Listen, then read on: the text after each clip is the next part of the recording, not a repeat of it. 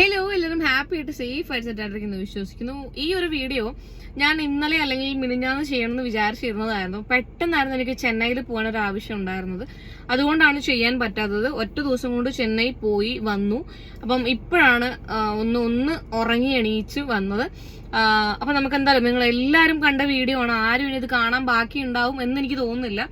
എല്ലാവരും കൃത്യമായിട്ട് കണ്ട വീഡിയോ തന്നെയാണ്. എന്നാലും നമുക്കൊന്ന് കാണാം.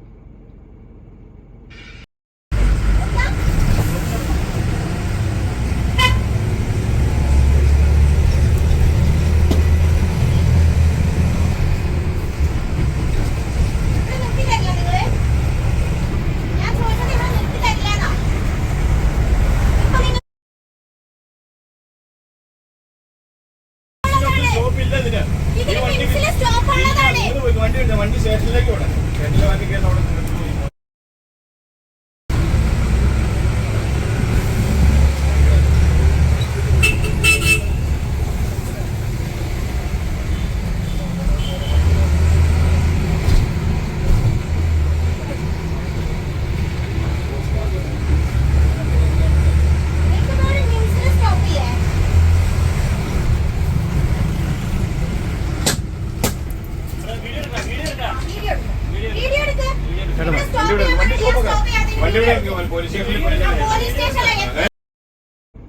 അപ്പൊ ഇത് ഒരു വീഡിയോ, നമുക്ക് അതിനൊരു വീഡിയോ കൂടി കാണാം.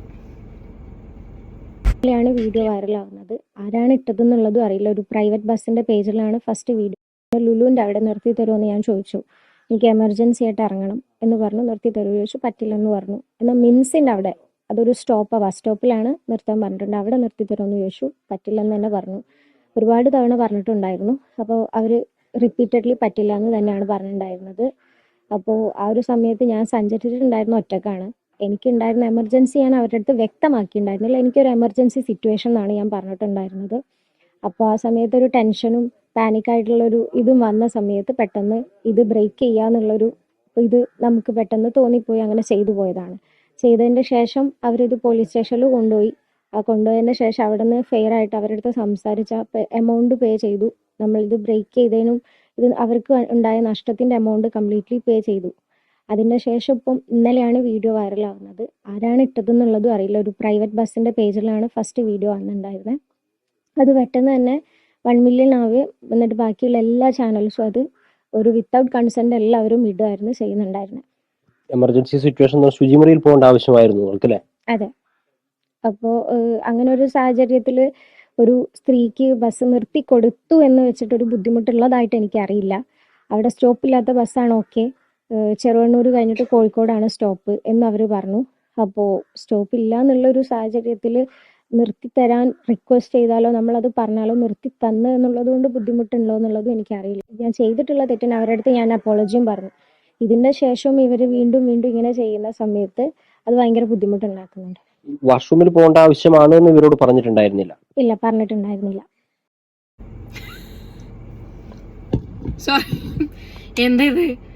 എന്താ ഗൈസ് ഇത്? എന്റെ ലൈറ്റ് അടിച്ചു പോയി ഗൈസ്. എന്റെ ലൈറ്റ് അടിച്ചു പോയി ഗൈസ്. ഞാൻ എന്ത് ചെയ്യും? ഇത് ഞാൻ ചാർജ് ചെയ്തതാണല്ലോ. ചാർജ് ആയില്ല. ഇനി ഇപ്പൊ ഓഫായി. I am sorry guys. I am very very sorry. ഇതിന്റെ ഫ്ലാഷ് ലൈറ്റ് ഓൺ ആവുമോ നമുക്ക് നോക്കാം. അപ്പോൾ ഈ ഒരു ഇഷ്യൂ എനിക്ക് തോന്നുന്നു എല്ലാവരും വളരെ കൃത്യമായി കണ്ടതായിരിക്കും. അപ്പം ഇതിനെക്കുറിച്ച് 2 വാക്ക് സംസാരിക്കാം എന്ന് തോന്നി. ഇതില് ഞാൻ ആദ്യം തന്നെ പറയട്ടെ, എന്നെ അറിയുന്നവർക്ക് ഒക്കെ അറിയാം. ഇത് ഞാൻ 5ാം ക്ലാസ് മുതൽ KSRTC ബസ്സിൽ സ്കൂളിലേക്ക് പോകുന്ന ഒരാളാണ്. ഓക്കെ, എനിക്ക് ഭയങ്കര ഇഷ്ടമുള്ളൊരു പരിപാടിയാണ് ഈ ആനവണ്ടി യാത്ര എന്ന് പറയുന്നത്.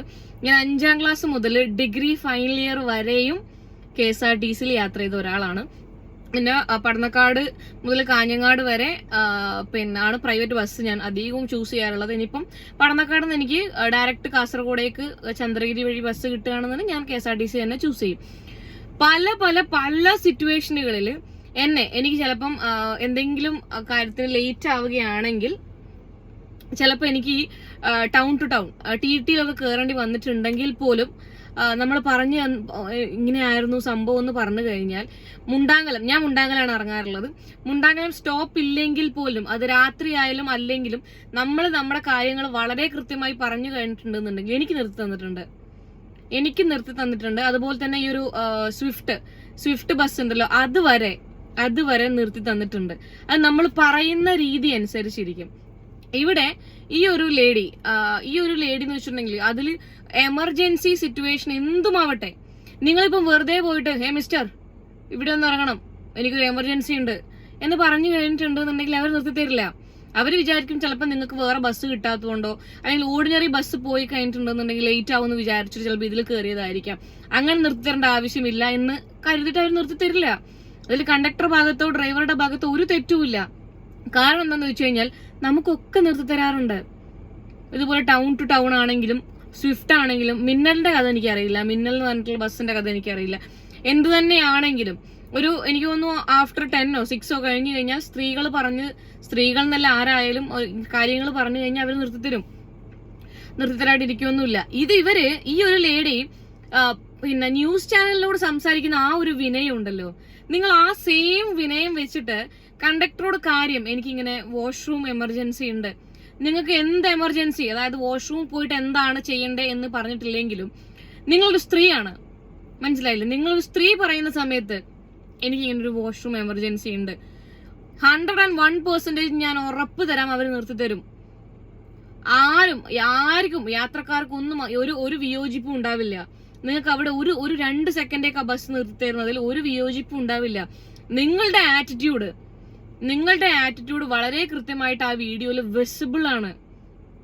നിങ്ങൾ നിങ്ങൾ നിർത്തി തരില്ല നിങ്ങള് അങ്ങനെയൊക്കെ ചോദിച്ചു കഴിഞ്ഞാൽ നിർത്തി തരില്ല. നിങ്ങളാണ് ഡ്രൈവറെങ്കിൽ നിങ്ങൾ നിർത്തി കൊടുക്കുവോ? ഇല്ല. പിന്നെ ഈ ഡ്രൈവറും കണ്ടക്ടറും ഒന്നും സിനിമയെ കാണുന്ന പോലെ അല്ലെങ്കിൽ കഥാപുസ്തകങ്ങളിൽ വായിക്കുന്ന പോലെ മായാവിയൊന്നുമല്ല, അല്ലെങ്കിൽ കുട്ടൂസനും പിന്നെ ലുട്ടാപ്പിയൊന്നുമല്ല. നിങ്ങളുടെ മുഖം നോക്കിയിട്ട് നിങ്ങൾ അവിടെ രോക്ഷാകുലയാവുന്ന സമയത്ത് നിങ്ങൾക്ക് വാഷ്റൂം എമർജൻസി ആണെന്ന് മനസ്സിലാക്കാൻ വേണ്ടിയിട്ട്. എന്നിട്ടോ നിങ്ങൾ എന്താ ചെയ്തത്? ഗ്ലാസ് അടിച്ചു പൊളിച്ചു. എന്നിട്ട് ലോയർ ആയിരിക്കും പറഞ്ഞു തന്നത് ആ എമർജൻസി സിറ്റുവേഷനിൽ ആ ഗ്ലാസ് ബ്രേക്ക് ചെയ്യാന്ന് എന്റെ മൈൻഡ് പറഞ്ഞു എന്നൊക്കെ. ആ മൈൻഡ് നിങ്ങളോട് പറഞ്ഞിട്ടില്ല? കണ്ടക്ടറോട് ഈ സെയിം മൈൻഡ് നിങ്ങൾക്ക് ആ ഗ്ലാസ് തല്ലിപ്പൊളിക്കാൻ കാണിച്ച ആ ഒരു മൈൻഡ് പറഞ്ഞിട്ടില്ല നിങ്ങളോട്? ഞാൻ കുറച്ച് സോഫ്റ്റ് ആയിട്ട് നിങ്ങൾക്ക് അതായിരുന്നു നിങ്ങളുടെ സാഹചര്യമെങ്കിൽ, വാഷ്റൂം എമർജൻസി ആയിരുന്നുവെങ്കിൽ നിങ്ങൾക്കത് വളരെ ഇങ്ങനെയാണ് എന്ന് നമ്മള് പിന്നെ വിനയം കാണിക്കേണ്ട സ്ഥലങ്ങളിൽ കാണിക്കുക തന്നെ വേണം. അതല്ലെങ്കിൽ ഇതുപോലെ ഉണ്ടാവും. 28,000 രൂപയാണ് ഇവർ ഫൈൻ അടച്ചത്. ആ ഗ്ലാസിന്റെ പൈസ പോയില്ലേ? നിങ്ങൾക്കത് പണം ഒരു വിഷയമായിരിക്കില്ല. പണവുമല്ല ഇവിടുത്തെ വിഷയം. നിങ്ങൾ എങ്ങനെ ആ ഒരു സിറ്റുവേഷൻ ഹാൻഡിൽ ചെയ്തു എന്നുള്ളതാണ്. അത് നിങ്ങളെ എങ്ങനെ ആ ഒരു പിന്നെ KSRTCയിൽ യാത്ര ചെയ്തിട്ടുള്ള ആൾക്കാർ നിങ്ങൾക്ക് വന്നിരുന്ന് പറയാം. ഈ പറയുന്ന പോലെ നമ്മള് ഇങ്ങനൊരു എമർജൻസി അല്ലാതെ ഇതൊന്നും അല്ല, നിങ്ങളെ ഇഷ്ടത്തിന് നിങ്ങൾ കയറിയിട്ട് അവിടെ നിർത്തി തരണമെന്ന് പറഞ്ഞ് നിർത്തിത്തരൊന്നുമില്ല. അത് അവർക്ക് ഓരോ ബസ്സിനും ഓരോ ബസ്സിൻ്റെതായിട്ടുള്ള റൂളും കാര്യങ്ങളും ഉണ്ടാവും. പക്ഷേ വളരെ കൃത്യമായിട്ട് കാര്യങ്ങൾ പറഞ്ഞു കൊടുത്തു കഴിഞ്ഞാൽ അവർ നിർത്തിത്തരും.